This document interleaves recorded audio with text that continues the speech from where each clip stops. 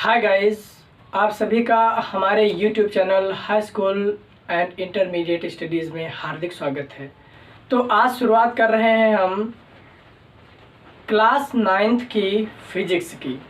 ठीक है, तो फिजिक्स भौतिक विज्ञान जो कि पार्ट है विज्ञान का, तो उसे समझने से पहले हम यह समझते हैं कि विज्ञान क्या है। तो देखिए, यहाँ पर हम अभी इस लेसन की बात बाद में करेंगे, आप देखते जाइए बस।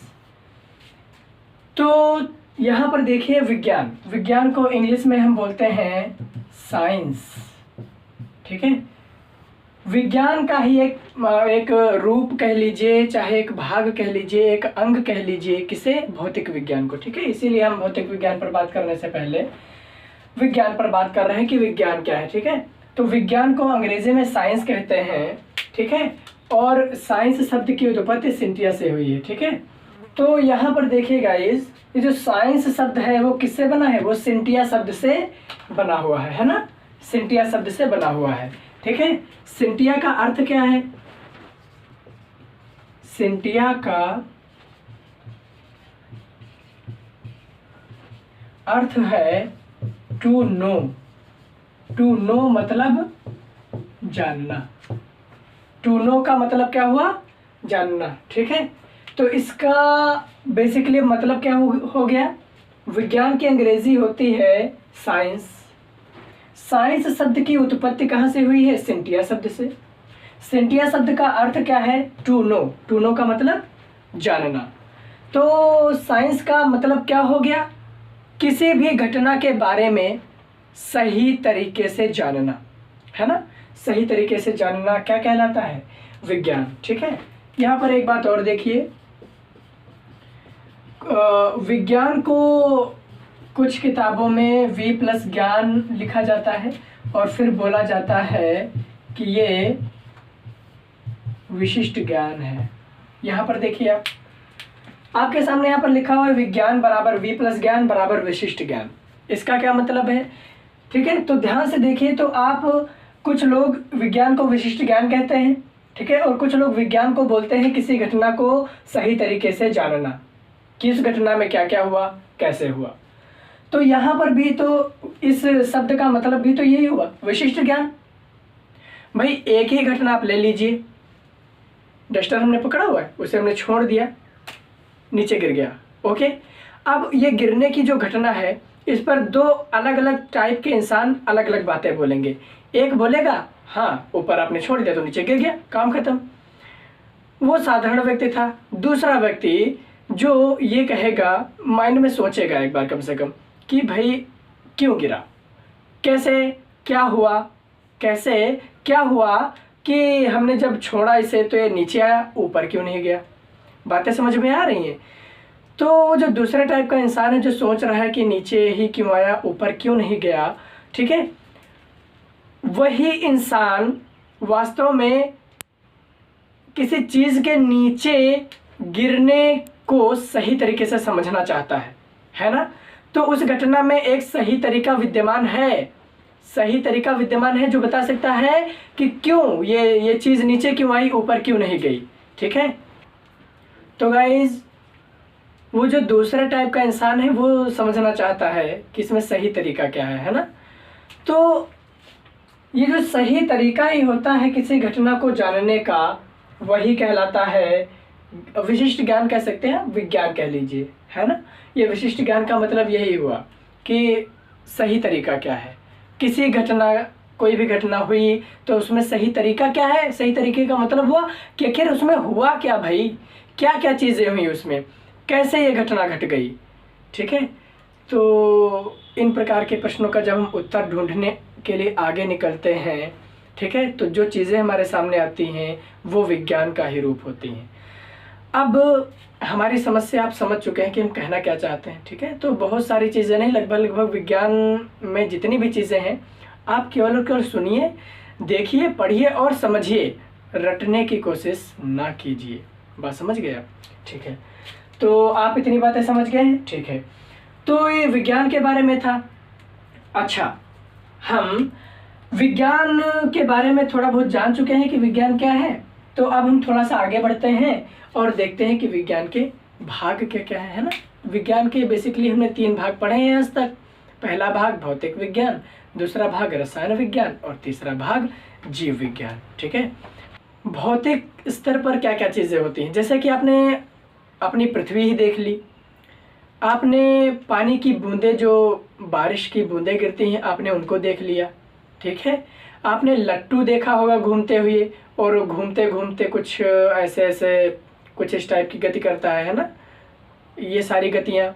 आपने दरवाजे को खोला होगा और बंद किया होगा, महसूस किया होगा कि जब दरवाजे को हम पास में पकड़कर घुमाते हैं तो ताकत ज़्यादा लगती है, दूर पकड़कर घुमाते हैं तो ताकत कम लगती है। ठीक है, तो ये सारी घटनाएं हैं।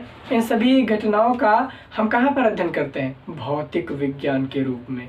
बात समझ गए आप? ठीक है। रसायन विज्ञान में जैसे आपने देखा होगा बर्फ़, ठीक है, बर्फ़ गल जाती है तो बर्फ़ के गलते समय क्या क्या चीज़ें होती हैं, क्या होता है कि अभी जो एक चीज़ ठोस थी है ना, वो अब गल गई है, द्रव अवस्था में पहुंच गई है। ठीक है, या फिर जो द्रव थी वो द्रव से बदलकर वाष्प अवस्था में पहुंच गई है। तो ऐसे जो परिवर्तन हो रहे हैं वे रासायनिक स्तर पर होते हैं, है ना। आप ठीक है, तो वैसे तो इन सब का अध्ययन हम भौतिक व रासायनिक दोनों स्तरों पर करते हैं, लेकिन आप समझ रहे हैं ना कि रासायनिक परिवर्तन जब होते हैं तो उनका अध्ययन हम रासायनिक क्षेत्रों में करते हैं, रसायन विज्ञान में करते हैं। और जीव विज्ञान में हम जीवों के बारे में अध्ययन करते हैं, जो कि हर कोई जानता है। ठीक है, तो यहाँ पर हम किसका शुरुआत करने जा रहे हैं? भौतिक विज्ञान की यहाँ पर हम शुरुआत करने जा रहे हैं। ठीक है, आपने यह देख लिया कि विज्ञान शब्द का अर्थ क्या है? विशिष्ट ज्ञान। ठीक है, और अब हम विज्ञान के जो भाग हैं, भौतिक विज्ञान, जीव विज्ञान व रसायन विज्ञान, तो भौतिक विज्ञान, जीव विज्ञान, रसायन विज्ञान, ठीक है, ये 3 भागों में हम विज्ञान का मेजरली अध्ययन करते हैं। ठीक है, जिनमें से हम पढ़ेंगे यहाँ पर भौतिक विज्ञान और रसायन विज्ञान। ठीक है, जीव विज्ञान के बारे में हम जीव विज्ञान यहाँ पर नहीं पढ़ेंगे, क्योंकि जीव विज्ञान हमारा विषय नहीं है, तो इस पर हम चर्चा नहीं कर सकते हैं आपसे। भौतिक विज्ञान व रसायन विज्ञान के बारे में हम पढ़ेंगे, लेकिन यहाँ पर आज हम शुरुआत कर रहे हैं भौतिक विज्ञान की। तो ज़रा आप देखिए, भौतिक विज्ञान को इंग्लिश में फिजिक्स कहते हैं, इंग्लिश में फिजिक्स कहते हैं। और ठीक है, फिजिक्स शब्द किससे बना हुआ है? तो यहाँ पर हम लिख रहे हैं, ये जो फिजिक्स शब्द है वो फ्यूसिस शब्द से बना हुआ है। ठीक है, फ्यूसिस शब्द से बना हुआ है। और कुछ जितना ज़्यादा इतिहास को पढ़ा जाएगा, हर क्षेत्र में ज्ञान उतना ही गहन होता जाएगा, लेकिन यहाँ पर हमें जितनी चीज़ों की ज़रूरत थी लगभग हमने उन पर अपनी चर्चा पूरी कर ली है। तो गाइज़, अब हम भौतिक विज्ञान का एक चैप्टर शुरू कर रहे हैं जिसका नाम है गति, मोशन। ठीक है, मोशन का क्या मतलब क्या है, सबसे पहले तो हम यह देख लेते हैं। ठीक है, देखिए ज़रा, गति का मतलब होता है, जैसे कि आपने देखा होगा सड़क पर ट्रक चलते हुए, कोई वाहन चलते हुए आपने देखा होगा, एकदम सिंपल सी बात है। तो वो वाहन गति की अवस्था में कहलाता है। ठीक है, इसका मतलब क्या है? इसका मतलब ये है कि आप मान लीजिए एक वस्तु अभी यहाँ पर थी, ठीक है, तो और अगर वह वस्तु यहाँ पर आ जाए तो हम क्या बोलेंगे कि वो गति की अवस्था में हो गई और अपनी स्थिति को परिवर्तित करके दूसरी स्थिति में आ गई। ठीक है, तो वस्तु के स्थिति में समय के साथ परिवर्तन को गति कहते हैं, है ना। वस्तु की स्थिति में समय के साथ परिवर्तन को गति कहते हैं। ठीक है, इसका मतलब क्या हुआ? ये वस्तु है आपके सामने, अब देखिए आप चल रही है, अब रुकी हुई है, अभी भी रुकी हुई है, लेकिन अब चलने लगी, अब भी चल रही है, अब भी चल रही है। लेकिन अगर हम आपसे पूछें कि ये क्या है तो आप बोलेंगे मार्कर। हम पूछेंगे कहाँ है तो आप बोलोगे यहाँ पर। तो जब हम आपसे पूछेंगे यहाँ पर है तो आप इसकी स्थिति बताओगे कि ये देखिए यहाँ पर है। हम पूछेंगे कि अब कहाँ पर है, तो आप बोलोगे अब यहाँ पर है। तो वस्तु की स्थिति को आप बार बार बता रहे हो कि अब यहाँ पर है, अब यहाँ पर है। ठीक है, तो जब वस्तु की स्थिति में लगातार परिवर्तन हो रहा है, जब वस्तु की स्थिति में परिवर्तन हो रहा है, इसी अवस्था को हम गति बोलते हैं। क्या बोलते हैं? गति बोलते हैं। यानी कि वस्तु अगर अपनी स्थिति समय के साथ बदल रही है तो वस्तु गतिमान अवस्था में कहलाती है। बात समझ गए आप? बस, ज़्यादा कुछ खास नहीं समझना है, आपको लगभग समझ आ गया होगा। एक बात और बताते हैं आपको। अच्छा देखिए, गति के लिए आवश्यक है सापेक्षिकता।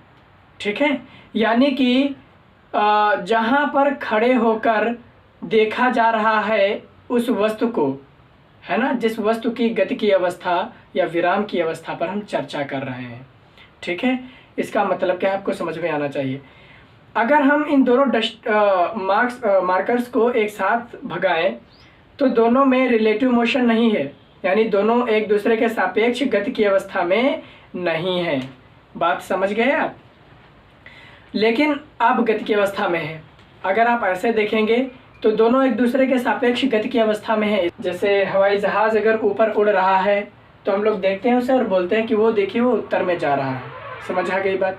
लेकिन अगर उसी हवाई जहाज़ के पास एक और हवाई जहाज़ आ जाए और वे दोनों एक साथ एक ही दिशा में और एक ही स्पीड में गति करें तो वे दोनों एक दूसरे के सापेक्ष विराम अवस्था में होंगे, यानी एक दूसरे को रुके हुए महसूस होंगे। हालांकि ऐसा नहीं होता है।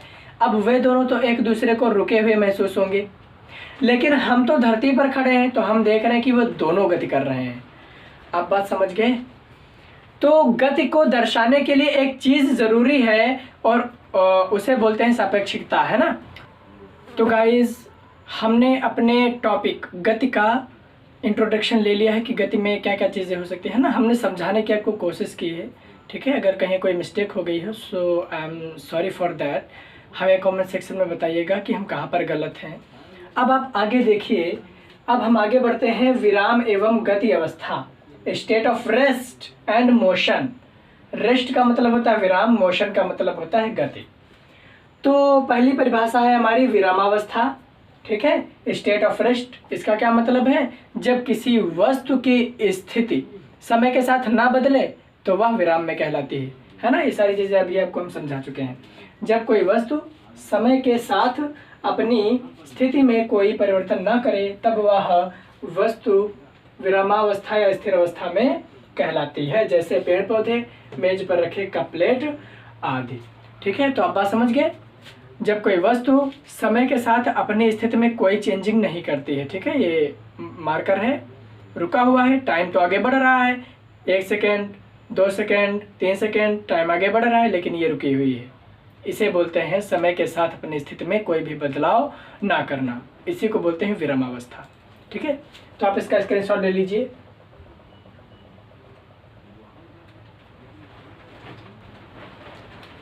तो गाइस, अब आगे देखिए, आगे हम आते हैं गति की अवस्था पर। ठीक है, स्टेट ऑफ मोशन, जब कोई वस्तु समय के साथ अपनी स्थिति में परिवर्तन करती है तब वह वस्तु गति की अवस्था में कहलाती है। जैसे आपने हवाई जहाज़ उड़ता हुआ देखा होगा, सड़क पर चलते हुए वाहन देखे होंगे, आदमी देखे होंगे, आप भी चलते होंगे।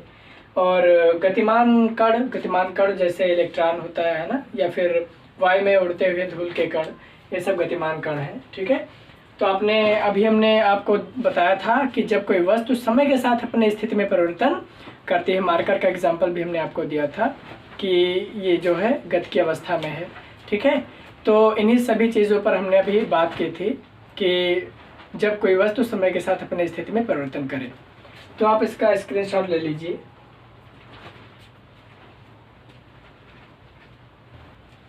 तो गाइज, हमने अभी तक ये चर्चा कर लिया कि विज्ञान क्या है ना, उसे भी हमने समझने की कोशिश की।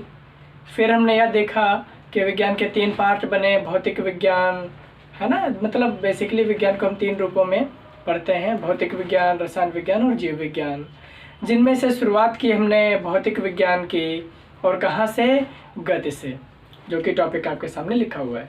ठीक है, तो गति से हमने इसे पढ़ना शुरू किया है। गति के बारे में हमने देख लिया कि गति की अवस्था क्या है, विराम की अवस्था क्या है, गति में क्या क्या चीज़ें हो सकती हैं। ठीक है, तो इन्हीं सभी बातों पर हम चर्चा करते हुए अभी आगे बढ़ेंगे, ठीक है, और इस लेसन को कंप्लीट करेंगे। तो इसके लिए आप बने रहिए हमारे साथ, पढ़ाई करते रहिए मन से, ठीक है।